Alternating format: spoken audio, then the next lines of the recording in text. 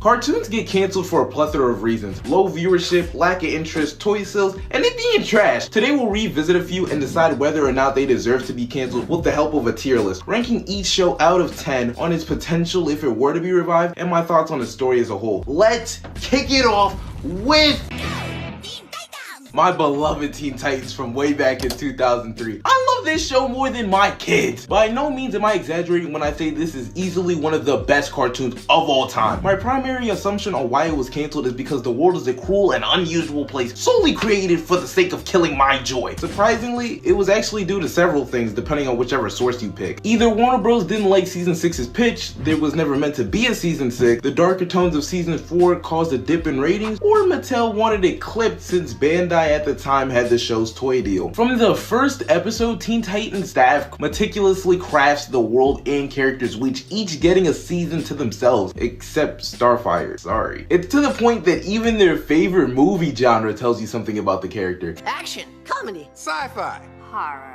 Teen Titans staff isn't even focused on making them OP either. They do make them saucy though. Off rip, they posing on the ops, exuding greatness from their pores. Like, this really the rawest team in history. Power Rangers who? Justice League who? Ninja Turtles who? You ain't never had a squadron collaborate with the level of excellence and hand activity the Titans come with. They pull up, say a clever little line or two, then just start throwing bombs. Occasionally attempting murder. As cool as the team be, they still have insecurities coupled with things they need to develop, starting with Cyborg. If you watch the earlier episodes, Cyborg says the Titans Go slogan with Robin, signifying he wants to be a leader himself, even leaving the team temporarily in the first episode. Cyborg also spends a chunk of the series physically and psychologically battling with being half man, half machine. Raven struggles with her emotions, has an insane upbringing, and at first has severe difficulties connecting with the team. Beast Boy's issues with inadequacy and being taken seriously, and Starfire's adaptation to Earthling life and racism sometimes. Funnily enough, bro, Robin's the worst of the team. Found a way to not only have elite squabble ability, but also a psycho obsessed with the mission. Teen Titans know what villain serves what role, where to place them, and how to design them. Slade and Red X got some of the greatest character designs of the century. The show's actually funny, the visuals are so pretty, and it's beyond memorable. I remember not being able to get away from Trouble in Tokyo for what felt like an eternity as a kid. You know you got something special when you could watch them sit around at the house all day. Its storytelling ability wasn't just amazing for the time, but something you rarely see in shows period anymore. How to build a world, write deep meaningful heroes and sadistic dastardly villains, you could learn all of that just by analyzing the writing in the show. If Teen Titans Go has been able to go on for this long, then I'd absolutely puke if its big homie predecessor couldn't produce a result on the same wavelength. Easy 10 in both categories, S tier. Invader Zim was a classic, a gem, peak fiction, watch it immediately. The fact it only had 2 seasons and 27 episodes makes me want to vomit. Reasoning for the show's cancellation are a smidge iffy. People who worked on the show say it went down one way, and the hive mind says another. I don't really care, I'm just trying to watch cartoons. Zim's an Irkin soldier who flew in on the short spaceship, given the mission of infiltrating planets, weakening them, then taking over later, on some Frieza Viltrumite type timing. He receives a henchman, but since he flew on the aforementioned short ship, Zim gets a bot who's a few pieces short of a robot. Literally, they threw some bull inside him and just brought him out. Now that may sound regular, but the instant they brought out the side characters, especially Dib, is when it achieved pure excellence. The back and forth between the two is done so masterfully, with Dib just being on time and about what Zim is, and Zim convincing these fools that Dib be doing lines after school. On top of that, Invader Zim might be by far the darkest show out of all the ones we looking at today. From color palette to the story's tone. 2 episodes in, a kid gets their eyes taken out, and I think smoked? I'm astounded they let this air on TV, to be honest. Not to mention the fact this show's just a strange episodic John, and not strange as in creepy, it's really charming, but like, you can't compare this show to anything else. You just gotta watch it yourself. Everything this show does is done incredibly, from the writing of the story itself to the cast and the way they're integrated in episodes to the jokes. Son, this show is so effing funny for no reason. Zim's voice is just funny to listen to, and every character's line delivery just be on 1,000. Every episode I'm dying laughing at something. I had real life tears in my eyes. In terms of quality, I'm giving Zim a 10, and in terms of success upon revival, I'm feeling an 8. It had a movie semi-recently on Netflix, and that doesn't just happen to any show. Placing Zim in A tier. Generator Rex was gas and the streets was tripping for not watching it when it was airing. Myself included, I never gave the show a watch until about 6 years after the show's conclusion. Following the comic cancellation theme we've got here, little to no merchandise and declining ratings led to the show's demise. Rewatching Generator Rex, you can tell it's special. I'd even go as far as to say the first episode is perfect. Watching it is like watching Ben 10's mature older brother, which makes sense since it's made by the same people, but it arguably has a better concept, living in a nanite-infested world, which is kind of like a machine plague that occasionally turns people into weird little cretins. It's up to Rex and his sidekicks to save the day. Rex is just a banger protagonist. He doesn't feel like a carbon copy of anyone you've ever seen before. He's cocky, he's respectful, pretty effing funny, and occasionally horny. With a past he doesn't recall and so much to discover about this crazy world, you're hooked off rip. Every episode is more and more engaging. The dialogue is wonderful. Every side character you meet is so unique and brings so much colors to the world. Please like the video so I can make a full video on this show. It's so friggin' hard. First 2 seasons were like a 10. Only thing I don't like, which is mad nitpicky, is the villains' character designs. They just cause damage to my retinas. It's so unfortunate. In potential success, I'll give it an 8. Rex had such a unique power set that it makes me surprised it didn't sell more toys. I had a crazy flashback while scripting this because I think I even had one of them. Rex had his own game on console and the team who had a hand in it are trying to bring it back, so what's stopping it from getting a 10 is I don't see it garnering that mass appeal still. If it was up to me, I'd probably even have the show get darker, introduce blood, get wicked, kinda like. That leaves Generator Rex with an 18 out of 20, putting it in A tier.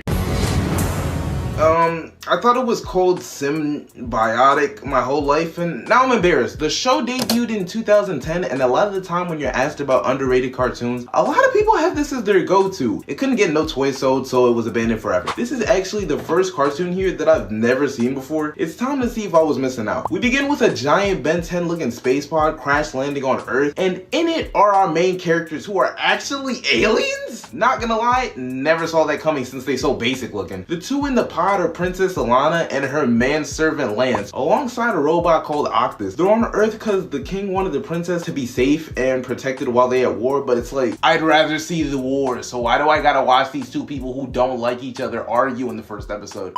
Okay.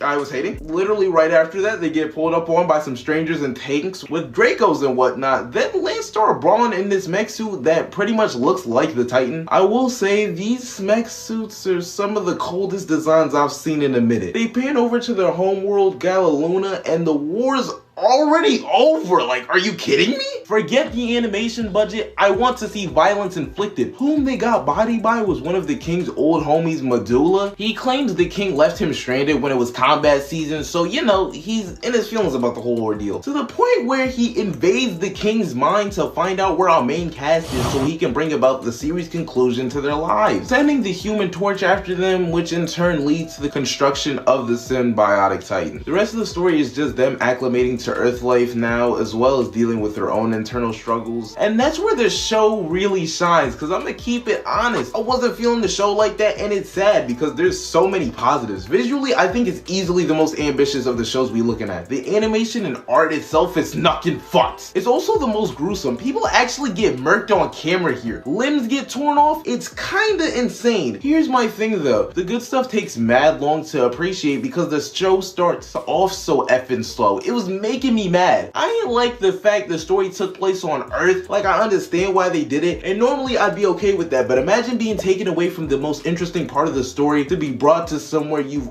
already been before. It'd have been more interesting dropping them off in another alien world. It would have expanded the world building and just made for a better story off rip. If you're thinking, what about adapting to Earth life and them having to go to school? I promise you, I couldn't care less about that. And it hardly even matters. The double life thing really isn't done that well. They get caught Titan shifting several times, so it's not like there's any stakes on whether or not they get their identities revealed, because it should have been happened already. It just matters matters to no one. It also don't really matter if they fail all their classes. They're not from that planet. I see what they were trying to do, but I think the Symbionic team forgot what makes double life stories so intriguing. Episode 8 was some serious gas though. That's how you should have started the show. Lance is by far the best part of all of this. Easiest to root for, most interesting by miles, and he's the coldest. Being halfway through this show, it's decent. Nothing too crazy. If I'm being honest, I can see why it was canceled. It's like a hard 6. And they get a little freaky for no reason. Why do they got cheeks being thrown like rotisserie chicken? I don't recall an age being said. It's just high school. And bro, I'm not Drake. I'm not feeling this. This show has a lot of dope concepts, but the execution just leaves so much to be desired. And if the show ain't pop, then I'ma keep it honest. I'ma keep it humble. I don't think a revival show now would change that. So I'm giving that like a 5, which shockingly puts this in F tier. Maybe I'd feel differently if I finished the remaining 10 episodes, but that's for the comment section to decide if I go back to this or not. What do the streets even know about El Tigre for real? Cause I don't remember anything except wanting a belt like Manny cause it was fly. One season, 26 episodes from all the way back in 2007. According to the show's creator Jorge Gutierrez, ratings were low for specific areas, feel me? And I ain't mad at him saying that. I like brown people, the Cleveland show was alright. Okay, wrong Brown, let's just get into it. I'm gonna start off strictly positive. The art style is so unique and original that I can't help but find it appealing, even though it's not a personal favorite of mine. A lot of these shows nowadays be having copy-pasted art styles with no sense of originality. Makes me sad, hurts my feelings. Manny's internal conflict between good and evil is done infinitely better than that normie superhero average loser malarkey. His dad's a hero and grandpa's a villain, so not only are you putting him in between his family, but since Manny's a child and at the most impressionable age, his outcome will directly be the cause of his upbringing and the choice of the viewer, which was a dope touch that they added to the show. Even the addition of Frida, Manny's only real friend in the show, adds on to this. She a bad influence only cause she a fan of peak entertainment, and she's voiced by Azula. What's not to love about her? Actually, Manny 13. He low-key old and way too midget-like. I thought Cuz was like 8 to 10 or something if I'm keeping it tall. Somehow it didn't get a second season. So guess who's mad now? Oh my goodness, it's me, Nick surrounded by bad people. The episodic feeling doesn't completely go away though. First couple episodes are cool and whatnot. I'm feeling them as such. It's just watching all this back to back feels like I'm not getting anywhere. Sort of the whole running in place treadmill feeling. I jack the representation the show provides for the Hispanic culture, because growing up, I swear there wasn't many. I mean, I guess Rey Mysterio when I was a kid, but that's about it. The masses would definitely want it to do well just off the strength of that alone. It's also some pretty quality material, so I'm giving potential and the show quality an 8, putting the show in B tier. Top 5 theme songs in cartoons. Real rap, you don't even understand. Now, what I don't understand is why they're gonna damage future generations by canceling the show right here. Before we had Robert Downey Jr., we had Tony Stark in high school, feel me? A 17-year-old Tony, brand new to the hero game, who also, might I add, almost gets exploded, and his father presumably murked 10 minutes in. This is by one of the 2 central villains in the show, the second one. The first one's Lex Luthor, Obadiah Stane, a real bag chaser who just so happens to be unethical with it, resulting in a lack of respect from his comrades. Second one's Gene Khan, who's obsessed with these Infinity Stone-like items called the Makluan rings. Said rings help connect the entire story together. You also get other fire villains sprinkled in: the Blizzard, Mr. Fix, the Living Laser, Madam Mask, Ghost, Whiplash. All of this starring a young Tony provides a great jumping off point for people who haven't seen anything Iron Man related. It's a fantastic story with such an endearing cast of characters. Everyone's just so delightful, starting with Pepper. She's mad funny. She's got a bit where she just reveals her FBI agent father's confidential information. It's top tier. Rhodey, besides his fit and Smash Bros haircut, is just the perfect man, giving Tony shelter, lying for him, aiding him in his superhero antics. From a storytelling perspective, the show does everything right. Even the exposition or information dumps slide in so naturally you don't even notice. Iron Man Armored Adventures is like the spectacular Spider-Man for his character, flawlessly written by a team who truly cares, that had their show abruptly ended and have gone on to be overshadowed by more popular iterations of the character. Honestly, I'd love to talk more about the parallels between the characters and the shows in a separate video, but we've got to do this one first. In terms of negative, I think what aged the least gracefully is the 3D CGI rigmarole. It's definitely not as aesthetically pleasing as one would hope. If you can get past it, you can really witness greatness, since they don't use that as an excuse to stop from hands being thrown. Adding to that, one more con, the fits. This ain't no future Trunks Killua type show when it comes to the fits. Most of them be looking crazy. I need to talk to their stylist. In terms of story, easy 10. In terms of success, it depends on a couple things. Would they keep the CGI? Because I think that hurts the series more than helps. And as much as I think a Robert Downey cameo would help, he's not my Iron Man when it comes to this. Adrian Protrude just absolutely knocked it out of the park with this performance. I'm gonna say it's a 7 for success. Sliding this show into B tier, I just don't see it doing insane numbers or going viral outside of saying, oh wow, this show's back, then go back to not caring, even though it deserves its flowers and more. Breaks my heart that out of all the cartoons out there, there's nobody screaming from the rooftops for this one to come back. If you haven't seen it, do yourself a favor and just watch one episode.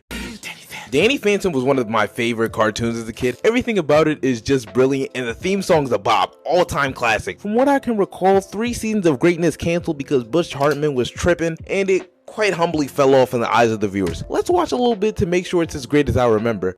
Wow. 1 minute into the first episode, I proved myself right. You get to understand the premise, the characters' personalities, all within the first minute. 2, if you include the theme song, which is a catchy breakdown on the entire show. It's so smart, dude. I can't remember another show doing something like that. Iron Man Armored Adventures tried to do it, but it was to a lesser extent. So like, that's how you maximize minutes. Danny Phantom has some of my favorite tropes in cartoons, like the duality of the protagonist. I love double lives in my superhero story. It's so much fun to see the conflict between normalcy and being goated. Throwing the main cast into high school makes for even bigger stakes, but I always gotta suspend my disbelief when Danny goes ghost to the school. There's supposed to be security cameras or bystanders. Like, I'm gonna need some tightening up from these background nobodies. On top of that, Danny starts out a little shaky in terms of fighting ability and has a curfew. It's giving spectacular Spider-Man. No, I'm sorry. Danny also develops one of the more unique power sets I've seen. It's not as out of the box as Rex's, because bro was just on another level, but they get massive points here for creativity. What really brings Danny Phantom together as a show is his supporting cast. It reminds me of Ben 10 in the aspect that he's cool or whatever by himself, but the people around him really bring out the best in his character. His parents, as aloof as they are, care about Danny and want the best for him. They don't have to lean on Danny either as a character, because they're so entertaining on their own. Every scene they're in is so hilarious. I love them so much. Jazz kind of a nothing burger for a while, but she cool when she finds her groove. Sam does her thug dizzle as the voice of reason, dropping soliloquies of realness as she's ignored by the inferior class of subhumans she shares screen time with. She be helping the team out in all aspects, and her love for Daniel showed D1 devotion, since he spent a good chunk of the show trying to get with someone he thinks is better than her. But forget how funny Danny's parents are, forget how goated Sam is. We need to talk about the real MVP, my treacherous little twin Tucker, aka Tuck Money. Cuz just gets it. He's so effing likable. A phenomenal side character, all-time role player, and an inspiration of mine. In season 3, he should have went from Tucker Foley to Tucker Glock, so he could send these ghosts to more than the Fenton portal. But the writers ain't wanna give him too much power. They already nerfed him by making him broke. My compliments to the cast even extends to Danny's villains. The box ghost is a great gag. Emperor's a certified hit maker. Skulker got one of the fieriest, most whimsical designs your boy's seen in a while. And then there's the cream of the crop, Vlad Plasmius, cuz is a billionaire hung up over his ex like, okay Obito, I'm not trying to hear it. Billion with a B, and he's worried about past Poom Poom. He's a disgrace, and he's too old to be beefing with kids. He needs to use that billion to invest in some hobbies before I get mad. That's not even my main gripe. Why do Danny and Timmy look the same? I'd love to support the theory Timmy made a wish to be a ghost boy, but my friend said Butch wasn't smart enough to do that. So I'm putting 2 10s across the board. Big S tier things you heard. This show almost flawless. The streets would definitely pop out for a Danny Phantom return. It's easily one of Nick's most popular cartoons ever, receiving positive reviews everywhere it goes, and even had a change.org page focused on its revival as well as its own Twitter hashtag. It's also considered by many to be Butch Hartman's best work, which is kinda wild, I think? I don't know. I'd have to rewatch Fairly Odd Parents to see if that's true or not. I heard it got real bad towards the end. That's my tier list for some canceled cartoons that many people, myself included, think should be revived. But what do y'all think? Am I a hater? Am I very obviously the truth? I'd love to hear y'all thoughts. Like the video, subscribe, I'm trying to hit 10K, and I'll see you in the next one. Jersey.